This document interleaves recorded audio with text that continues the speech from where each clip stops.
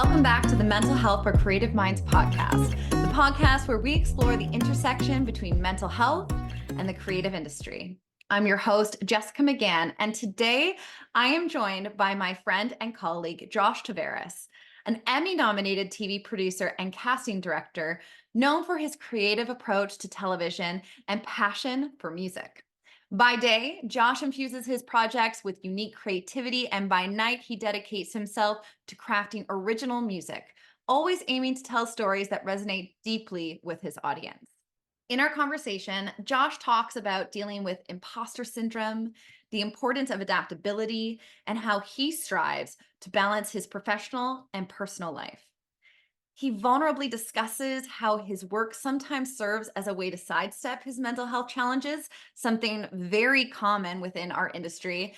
And we discuss things like depression and anxiety and why he feels that there is a need for better mental health support in our industry. This episode is really for anyone in the creative field, whether you're just starting out or you're a seasoned professional looking to better understand the complexities and nuances of maintaining mental and emotional health in this demanding industry. So join me in this discussion as Josh offers insights from his experience, and we discuss the support systems that have helped him along the way in his career. So without further ado, let's dive in.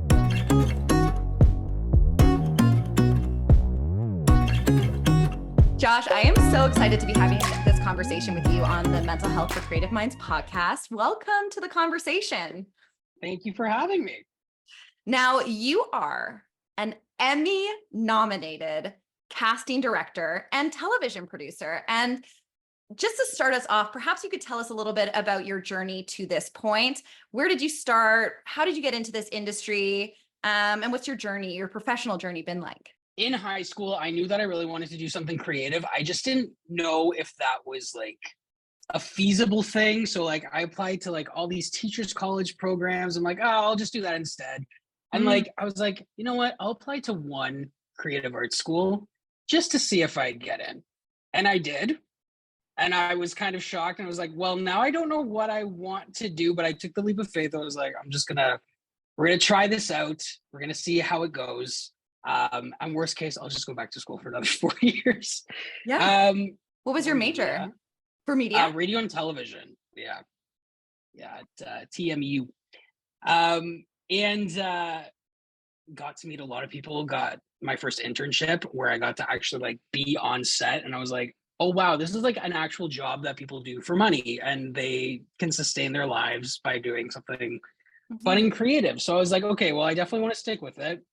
So the early days were a lot of production assistant work, a lot of driving people around, realizing, okay, I'm going to have to do a lot of the like non-creative side of the industry jobs before I'm even given a chance to like show what I'm capable of, which I'm not going to lie. At that point, I was like, I don't know what I'm capable of.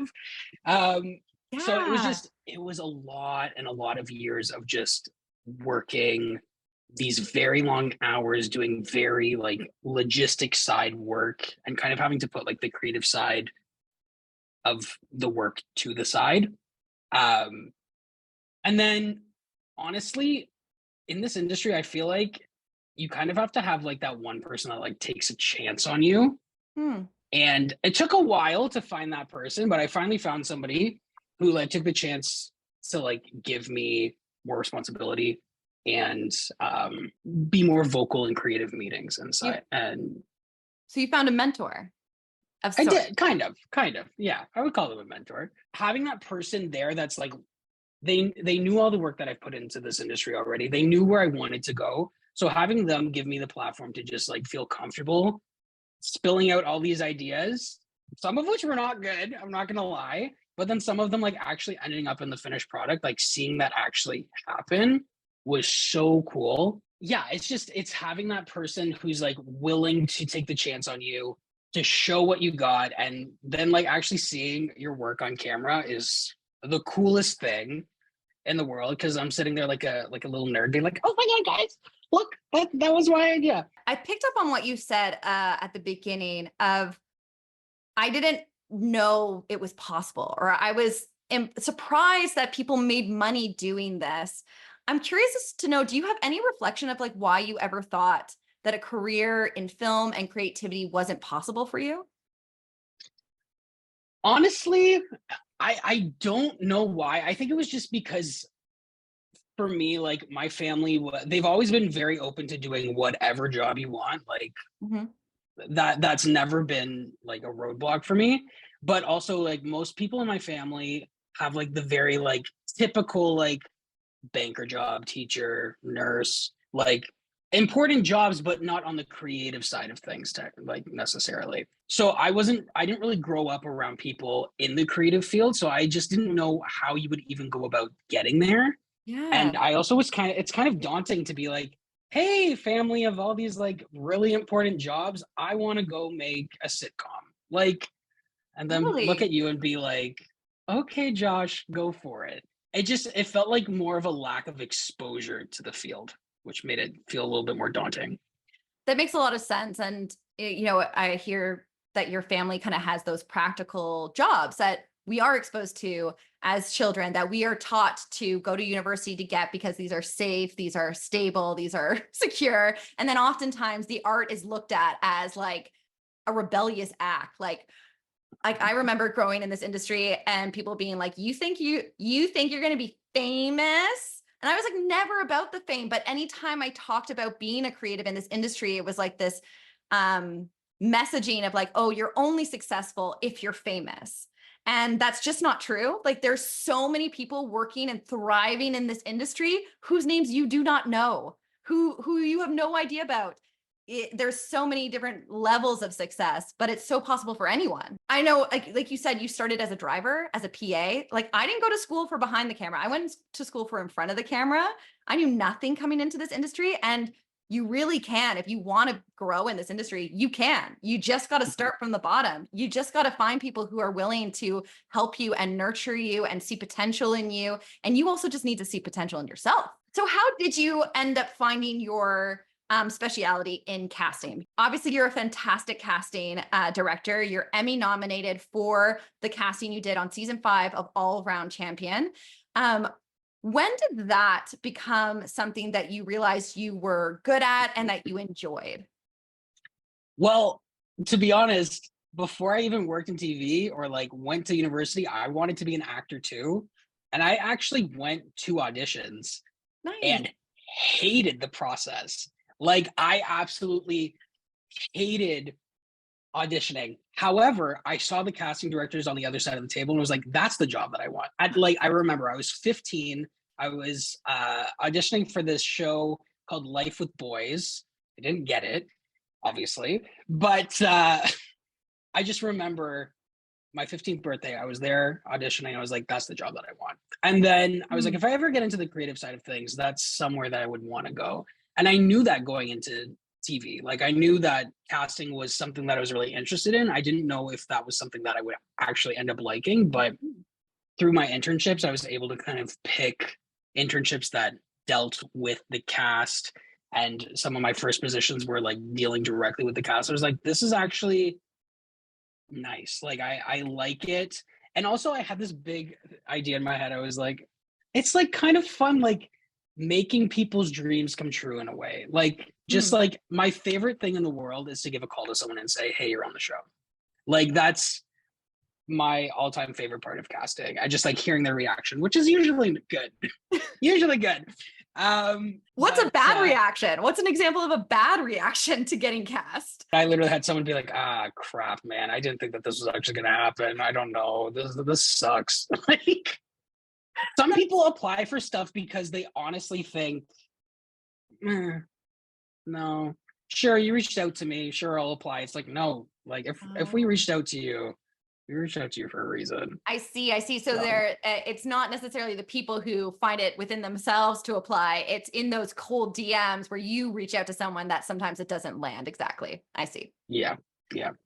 Something that's really prominent, I think, especially for creative freelancers, is imposter syndrome. Because as you grow in this industry, it's very different than what you learn in school. You're really learning and adapting as you go. And as freelancers, you never know when your next job is going to be or who you're up against for a position. So knowing that that can persist even through years of experience, can you share with us a time in your career where you faced imposter syndrome and overcame those doubts? Yeah.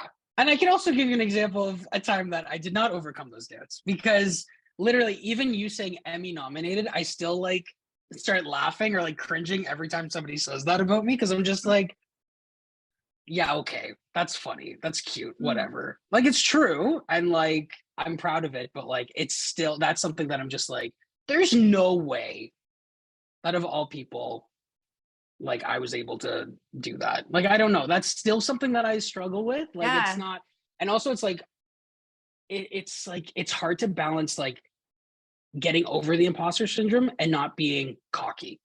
Like, I think that's the biggest thing. You don't want to be cocky, but you also need to like value what you're worth, and balancing those two, I have a really hard time because I don't want to be one or the other. Can I ask you a question about that? Yeah.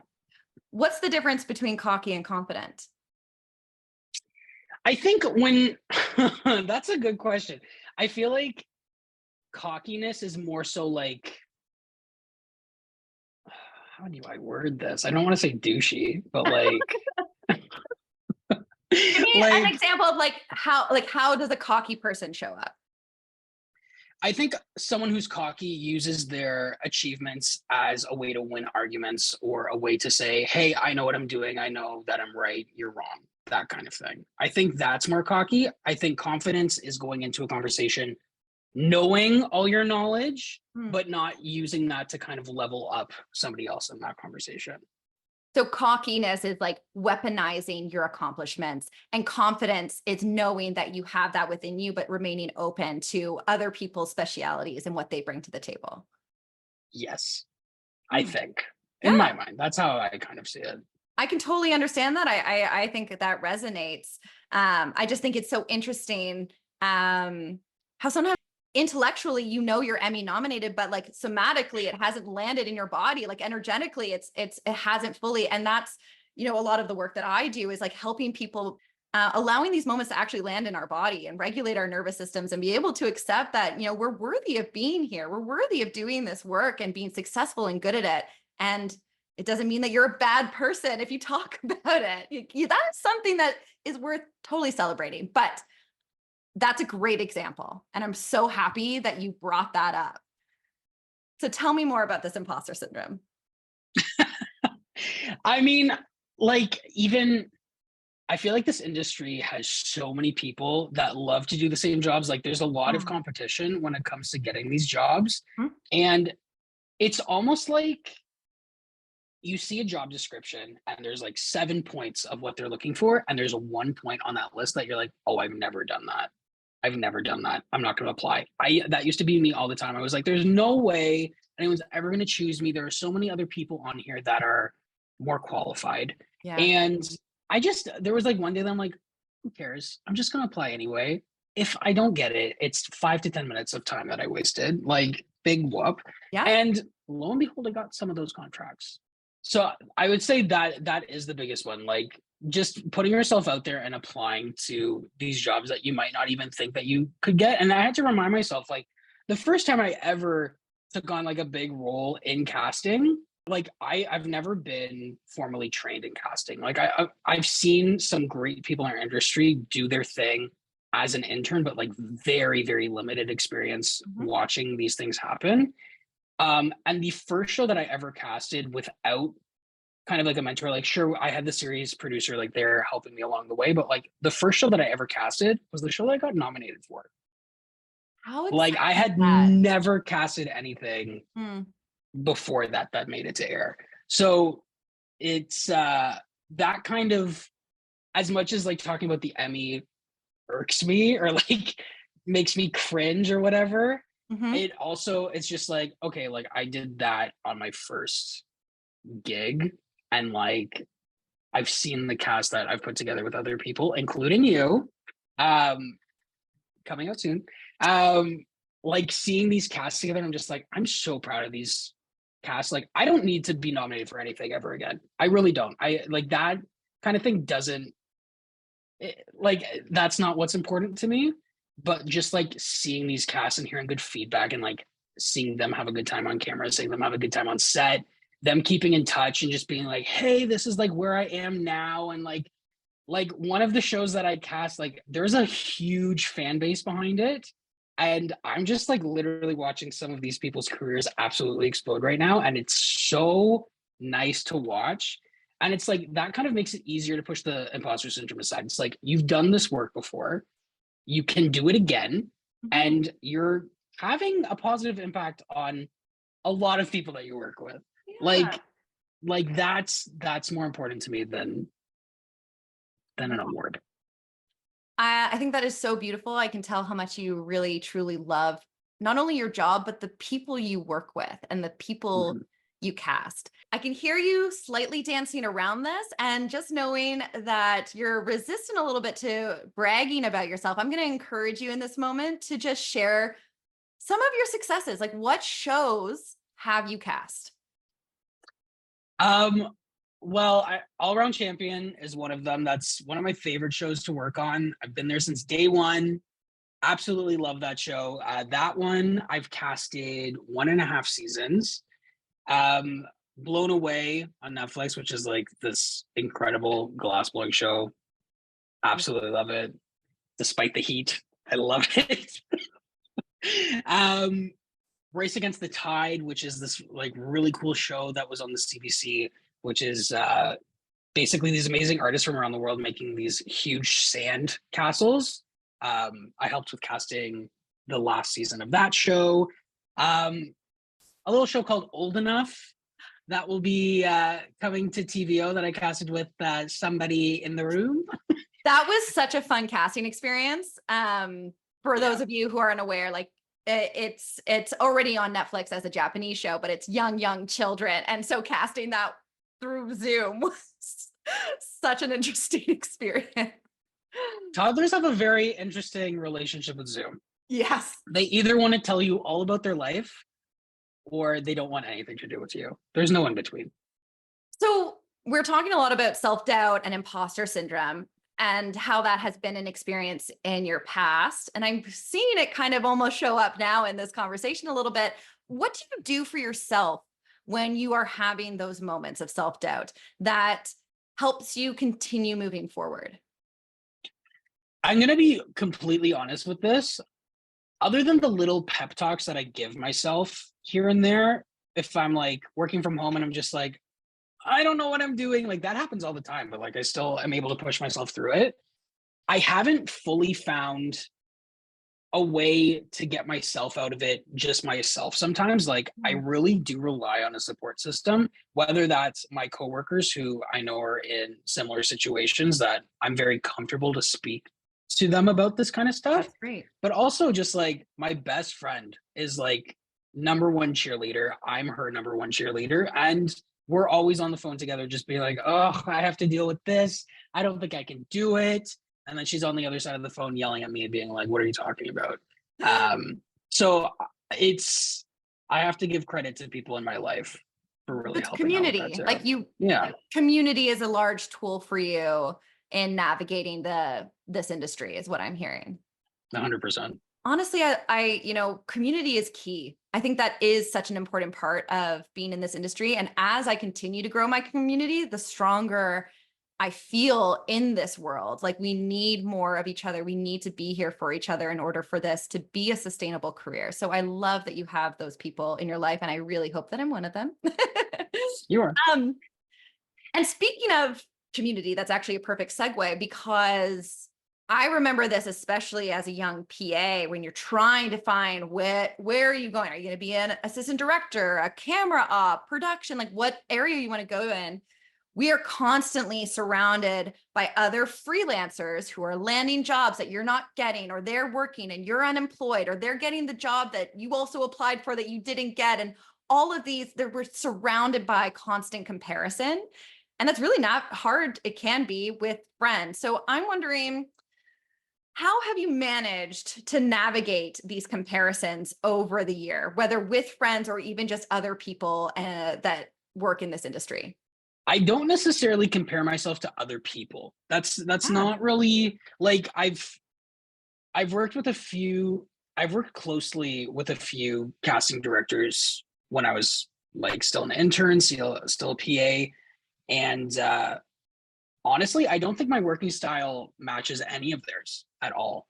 Mhm. Um, which like I don't really like I'm not really one to compare myself to other people. I will say if somebody else gets the job over me, I am a little bit like, oh, that stings, but it's like to be expected. You can't get every single job. Um, So that especially is if they're something like, too of like recognizing that you're not going to get every job. Like you have to yeah, be good with rejection, period. 100%. And also like with casting, like it's so specific to like the field that of the show. Like working reality, you can be working with chefs on one show and then glass blowers on another one and then toddlers on the next. Like it's you're Yes. not always going to like sometimes somebody else is just better for the job and Mhm. better for that group of people, no matter what your experience is. So yeah, I really wouldn't say that I compare myself to anyone else's work ethic or like trying to match someone else's work ethic. I honestly think the strongest thing about me is my work ethic. That's not something that I'm scared about whatsoever. Yeah. Like, but yeah, seeing other people get the jobs sometimes can sting, but sometimes I'm like, okay, that makes sense. I find the stinging to be really important information too. Like, I'm not always disappointed when I don't get the job. Sometimes it feels like relief. And sometimes when I don't get the job, I feel like jealousy for whoever did. And um, when I feel that jealousy, I can recognize that that is the right path for me or that that's the direction. It's a reminder to me that that is what I want. And it's okay that it didn't happen right now, but that, I'm on the right path, perhaps. And if I don't get the job, and I don't care, then I'm like, oh, clearly it was not meant for me. And this is just happening for me, and there's a lot of mindsets um, that make sustaining a career in film easier, but it is hard. It's hard a lot of the time. When you reflect on your earlier career period versus now, what seemed like incredibly challenging obstacles that you were able to overcome? Honestly, when I was still a PA, I didn't know how I was going to move up in the industry. Like I knew I really liked working in this industry, but I also knew like I'm terrified. I don't know what's going to happen. Like at one point I left the industry and like got like a regular job, I guess, for a couple months. And I was miserable, like absolutely miserable. Cause I was just like, I don't know how I'm going to move up. Like I felt like I was constantly reaching out for these jobs and I was constantly hearing back like, hey, not sure if you're ready for that yet, but like we'd love to have you back in this role. And I was just like, okay, fine, I'll do it. Like whatever. Like I still like it. It's just I wish it would move up. But that was definitely the biggest thing. Like I was honestly terrified. I didn't know how I was gonna move up, what I needed to do. Like there's not really a rule book. Like sure I went to school for media, but like I don't remember any lessons on like how to network. And that is such an important part of this industry. Wait. Film school doesn't teach you how to network? Okay, it may have, but like I was a terrible student, so maybe that was my fault. That feels like a very important subject for a freelancer to have is networking skills. 100%. I think it was more so like, sure, we were like, okay, if you want to be a cameraman, like you should start in this field, or you should start with this job. But it was always just the starting block. I never had like the full roadmap. I think it was also like seeing all these jobs and being like, what do I want to do? But Mm. it's like even to this day, like I don't only do casting, like I do other departments too. And I like having that to switch it up too, because it's like, okay, I'm training my brain in a different way on this show. And it's just nice to know that like you have all these tools in your belt, especially if it's a smaller crew and you suddenly have to do multiple of Gosh. those jobs. With that in mind, how important is it for you to be adaptable to be successful in this industry? I think adaptability is one of the most important things that you need because kind of like what I said earlier with the like different shows that you're working on, like you have to the environments that you're in are totally different. Like you could be working in a really nice warm studio and then the next day you're on the side of a ski hill falling down screaming for help and nobody helps you, but it's fine. Whether you're starting off in the industry or like you've been here forever, like showing how you're able to adapt to these different situations is also like a good way for like people that employ you to be like, okay, like we can trust them. Like TV is so unpredictable. Like if people knew everything that happened behind the scenes, they'd probably lose their minds and be like, that's a thing that you guys deal with. And it's like, yeah, sometimes this stuff happens. Well, It's like especially in our field of unscripted TV, where it's a reality-based show, like we have a formula and a format, but you never know what the day is going to lead to or what might come up or what someone might do in a challenge or anything. So it is, yeah, it took me a while to realize how adaptable you needed to be in this industry because I didn't go to film school. And it wasn't until like I was working my way up in PA jobs that I realized that like, oh, I have different responsibilities on each set. There's no one formula of like how to be a PA. There's not one formula of like how to cast a show. Like, for example, Old Enough, like that was a whole different, we had to completely change our style of casting because it was a different age range. Like there's constant ways in which we need to change and be adaptable and not just like hold on to our normal way of doing, like just staying open, constantly open. I remember our first week on Old Enough, like after the first, like outreach was fine, but after our first day of interviews, I remember just looking at you at the end of that day and just being like, none of those interviews worked. This is going to be horrible. Is this what it's going to be like? And then luckily enough for us, day 2 went a lot smoother. Yeah, we figured out some questions that just were not land. Yeah, it was a learning curve.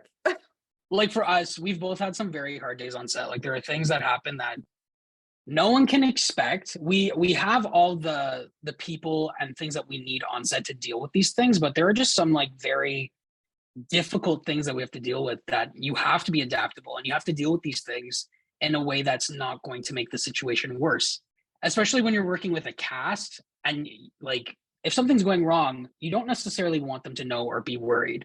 So you almost have to deal with these issues in a way and also make it seem like everything's okay at the same time, which is a big part of this job. And it can be very taxing, but it definitely makes you grow in your job 100% and as a person.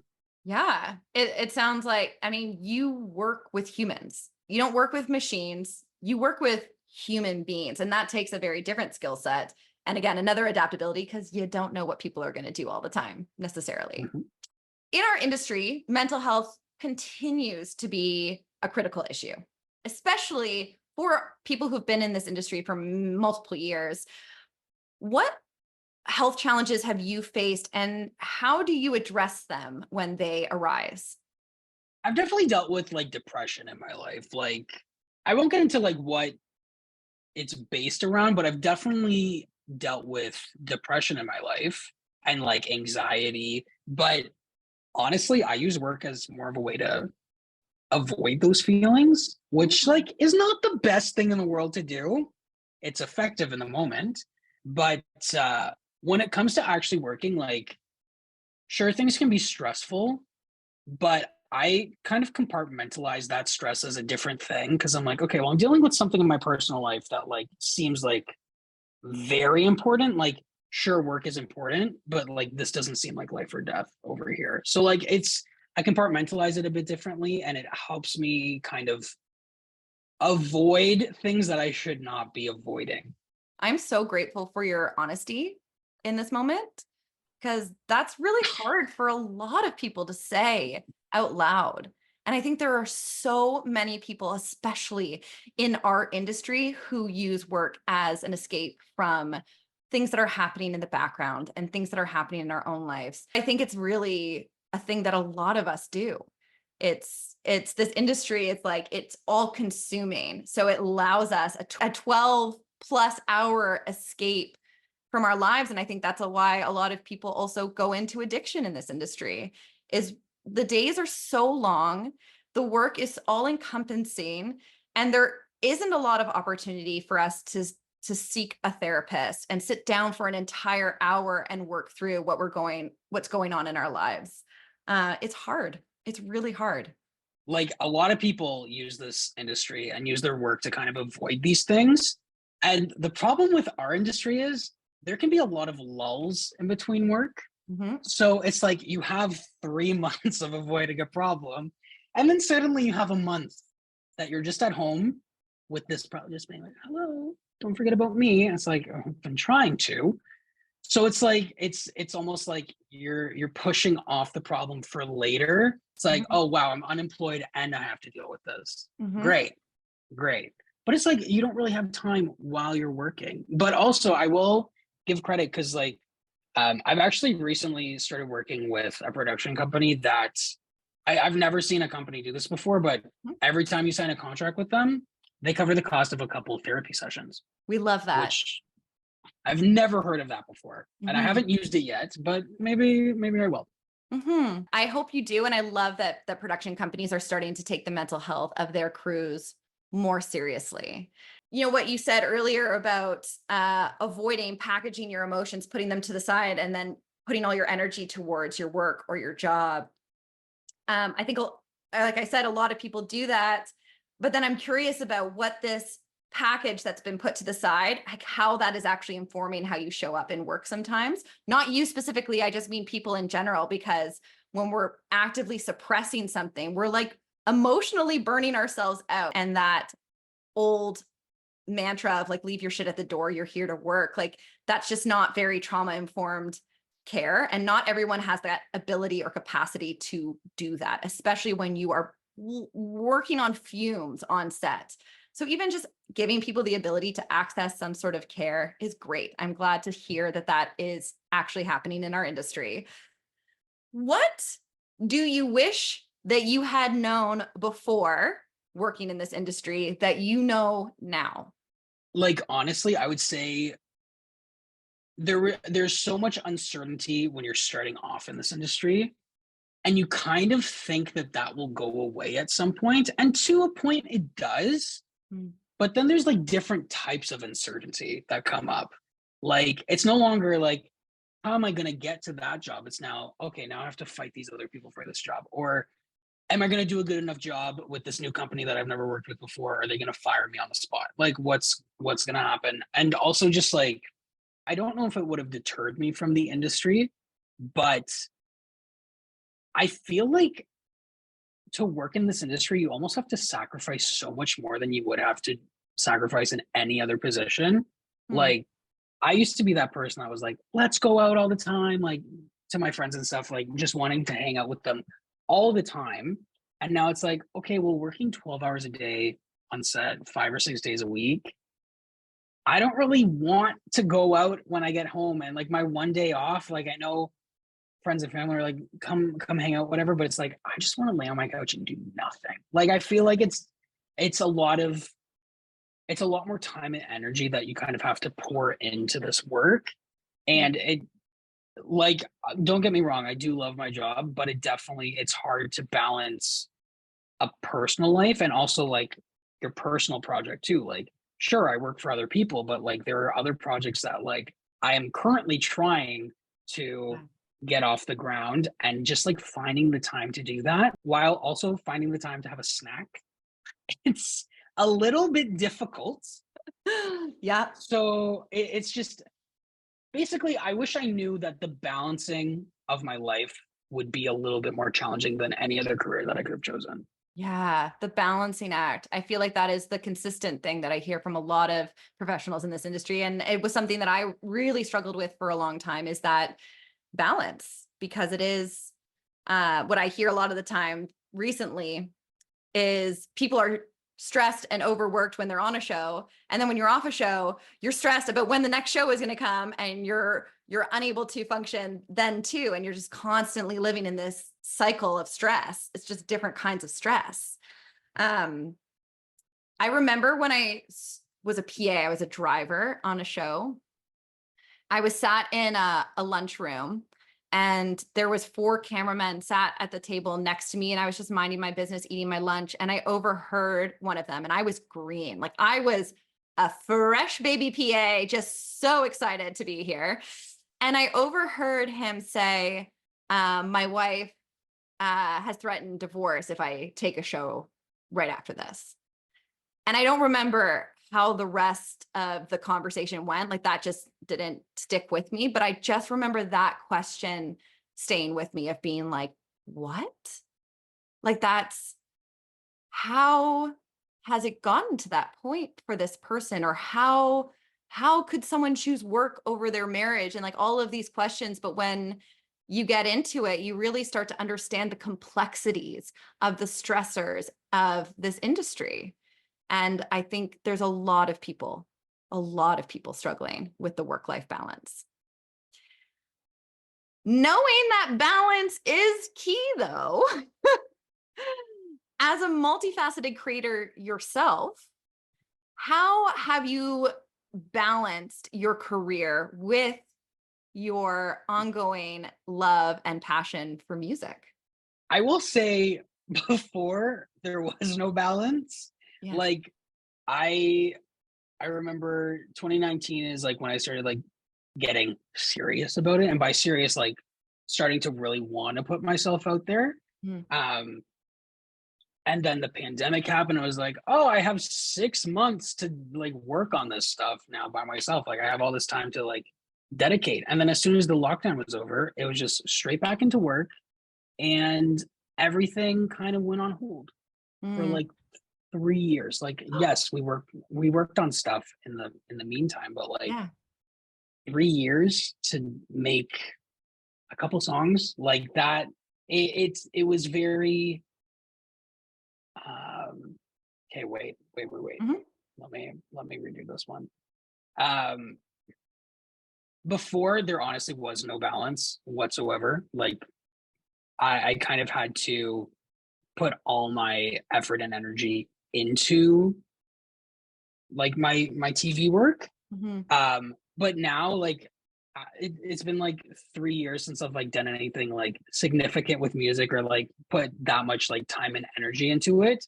So now I'm like getting really back into it, and I'm kind of seeing these breaks in between contracts not as like, oh, I'm never gonna get hired again. How am I gonna survive? This sucks.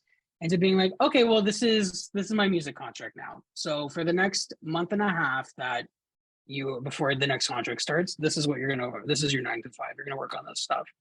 Um, so I have been able to kind of balance that out now. And now that I have taken the proper time in those breaks to work on music, it's made it a lot easier to like, okay, I've worked all day, but I can still come home and like do like one or two minor things really quick Yeah. without it feeling like a pile of stuff that I have to get done. It's like, okay, I've worked on a lot of stuff. I have stuff in the works that will be like, I can put out.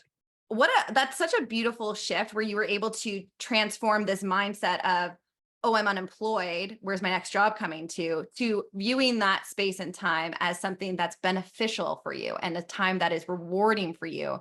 I think we've forgotten that we're freelancers. We're not full-time employees. We're not unemployed when we're between contracts. We're just freelancers. That's it.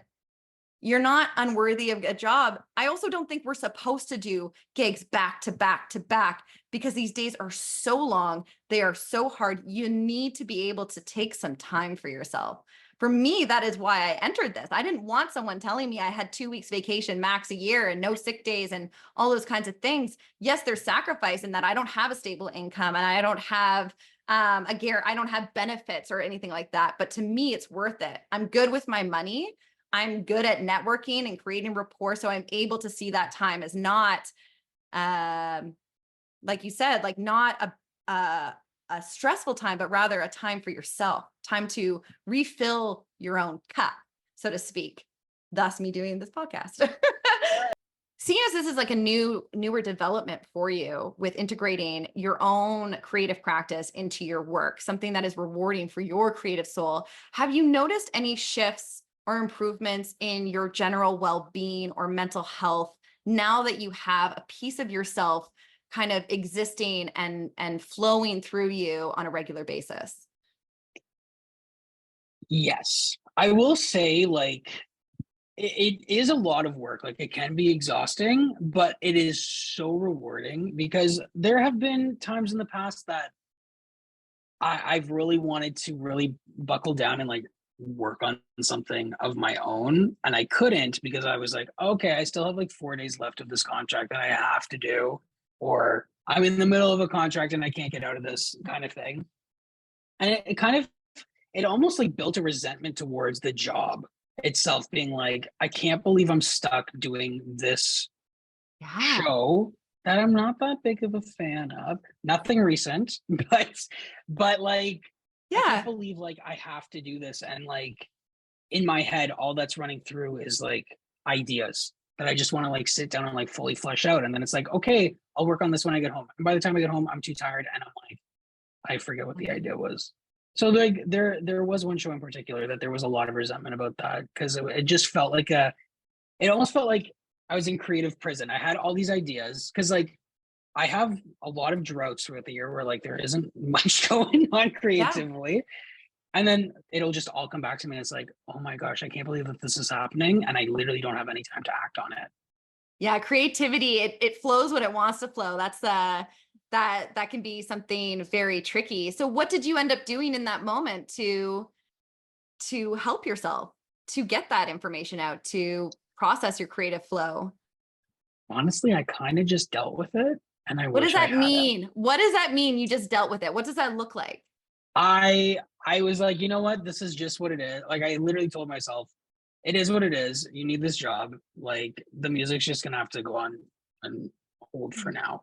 And I kind of just pushed myself through that contract. And then after the show was done, I was like, okay, now I have some time. But I don't think I dealt with it well at all, to be honest. I just kind of put up with it. What what tools or mindsets or resources do you feel play a key role in sustaining your freelance career? I'm gonna go back to community on this Yeah. because I feel like now, like beginning of my career, I had a couple friends in the industry. We were all kind of dealing with moving up in the industry. Now I'm friends with people who are like solidified in their jobs and what they Mhm. do. And talking to people on set and hearing that they're going through the same thing, it really kind of helps to just talk it out with someone else who can understand. Yeah. That's the biggest thing. Honestly, I agree. Community is like a key resource in this. And having people in your close circle who are willing to be vulnerable and talk about their experiences, because a lot of the times we are all feeling that same kind of pressure or stressor. I remember on one of my worst jobs where I literally hit clinical burnout afterwards, I remember like literally crying at my desk. I was just so over the top unwell, and thinking to myself, I am the only one who feels like this. And I would look around and everyone would seem like they had it all together and they weren't struggling. And it wasn't until much later, through like literally I would go to people and be like, how are you okay? And people would be like, I'm not.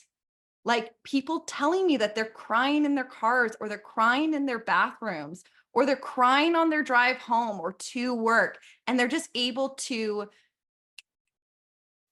mask it really well. Some people are just really good actors in pretending that they're okay, but a lot of the times, a lot of us are really, really struggling. And just having that community who goes, gosh, I know that you're struggling right now. I'm struggling too.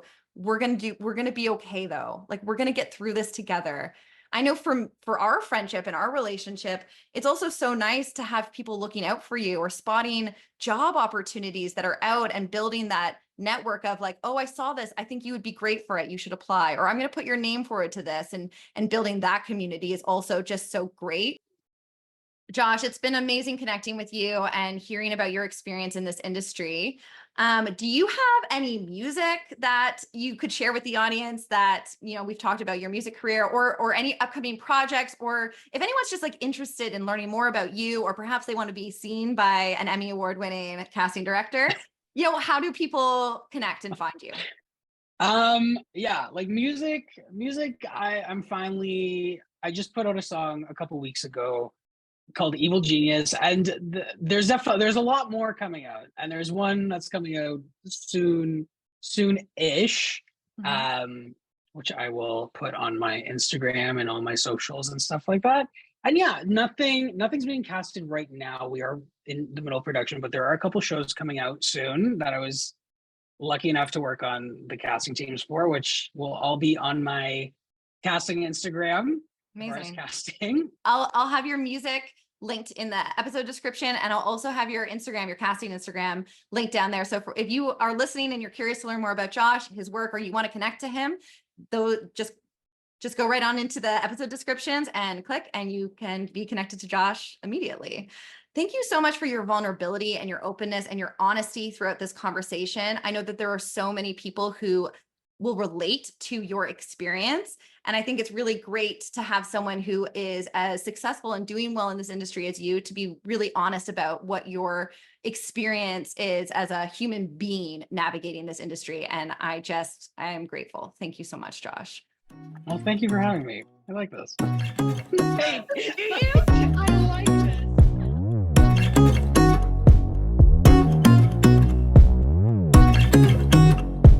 Now time for the legal stuff.